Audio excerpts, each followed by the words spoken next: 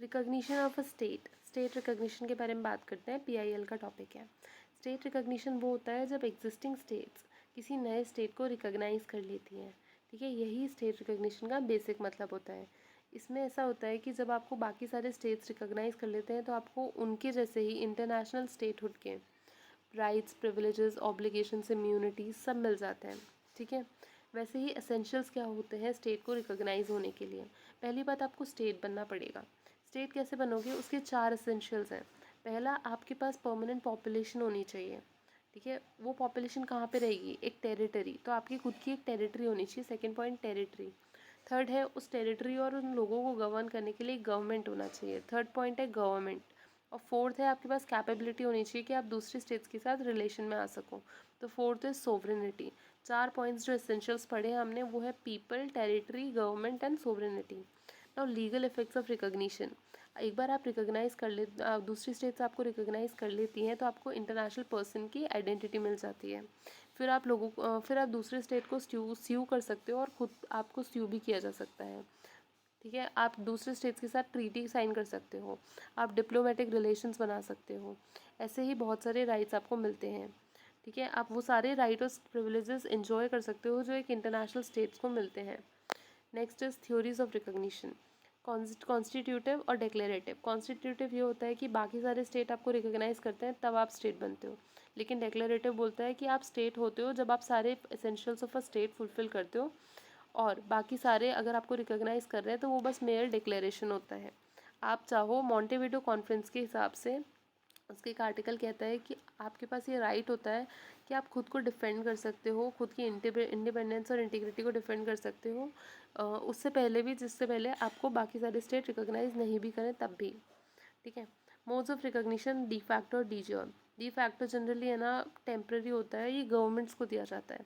ऐसा है कि कोई नया स्टेट बन तो गया लेकिन हमें नहीं पता, वो अभी उसके पास टेरिटरी भी है, लोग भी हैं, अभी वो ढंग से रन भी कर रहा है, लेकिन नहीं पता कब तक रहे। हो सकता है थोड़े टाइम बाद वो अनसेटल हो जाए, थोड़े टाइम बाद वो नहीं रन कर पाए उतने एफिशिएंटली, और वो थोड़े टाइम बाद नहीं स्टेट की जो एसेंशियल्स है वो फुलफिल करें। तो ये जनरली एक टेस्ट होता है थोड़े टाइम के लिए, ये टेम्प्रेरी बेसिस पे दिया जाता है और रिवोक भी कर सकते हैं इसको चाहें तो। ठीक है, ये जनरली इसी बेसिस पे दिया जाता है कि एक बार चेक कर लेते हैं कितने टाइम तक सेटल रह सकता है, ये स्टेट बनने के लायक है भी कि नहीं। Next is D jure.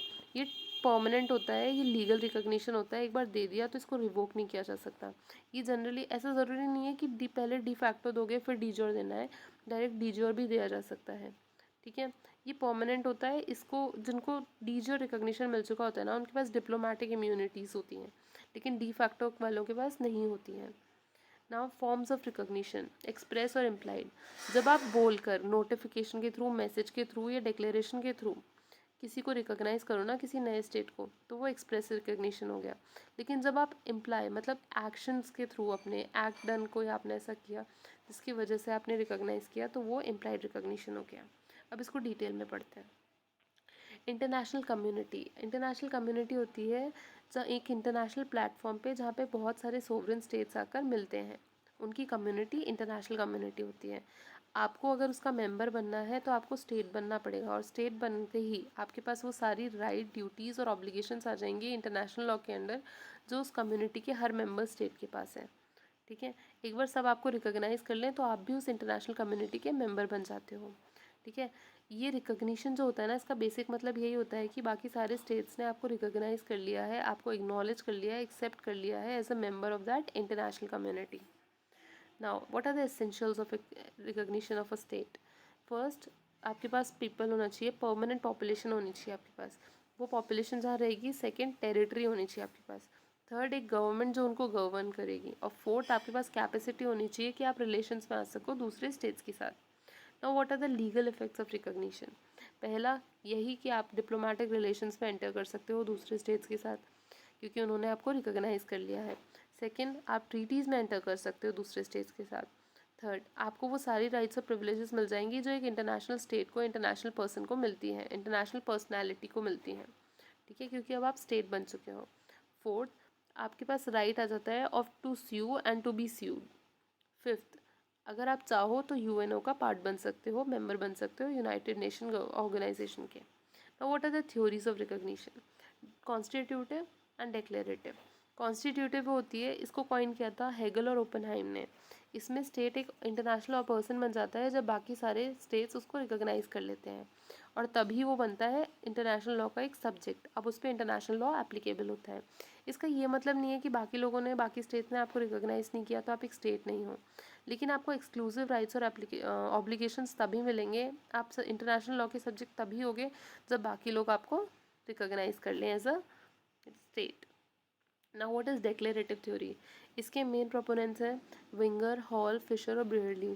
ठीक है, इस थ्योरी में ऐसा बोला गया था कि आप एक इंडिपेंडेंट स्टेट कहला सकते हो, इसमें इसकी कोई ज़रूरी नहीं है कि बाकी सारे स्टेट आपको रिकॉग्नाइज कर रहे हैं या नहीं कर रहे हैं।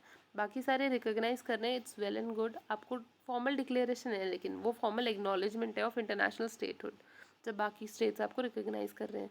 ठीक है, मॉन्टेविडियो कॉन्फ्रेंस का आर्टिकल 3 यही बोलता है कि अगर आपको बाकी सारे स्टेट ने रिकॉग्नाइज नहीं भी किया है ना, आप तब भी स्टेट कहला सकते हो और अपनी इंटीग्रिटी और अपनी इंडिपेंडेंस के लिए खुद को डिफेंड कर सकते हो इंटरनेशनल के थ्रू के अंदर, इंटरनेशनल लॉ के अंडर। ठीक है, now what are the forms of recognition? De facto and de jure.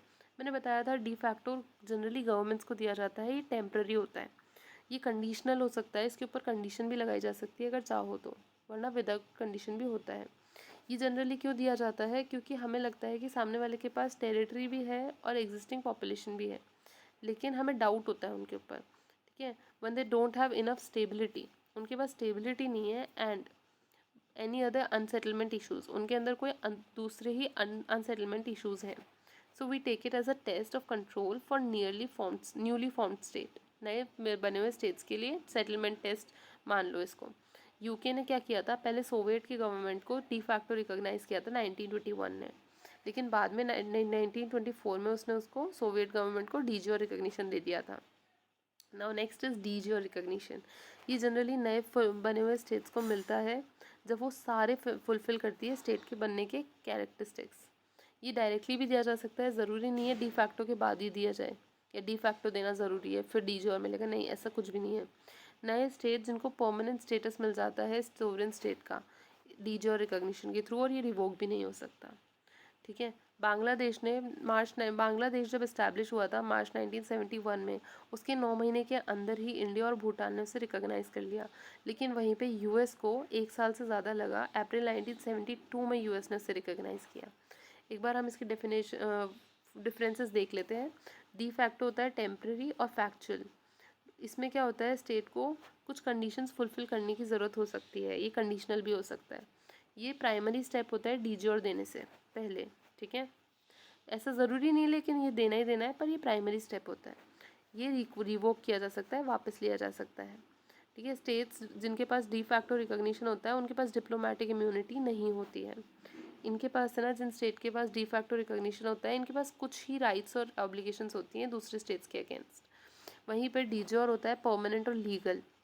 जब सारे फुलफिल कर देती है एक state conditions of being a state, essentials fulfil कर देती है, तो वो बनता है डी ज्योर रिकॉग्निशन मिलता है उसको।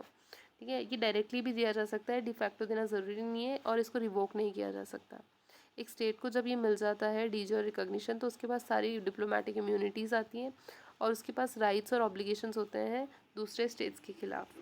Now what are the forms of recognition? Express recognition वो होता है जिसमें एक स्टेट नोटिफिकेशन के थ्रू अनाउंस करता है कि उसका इंटेंशन है किसी दूसरे स्टेट को, नए स्टेट को रिकॉग्नाइज करने का।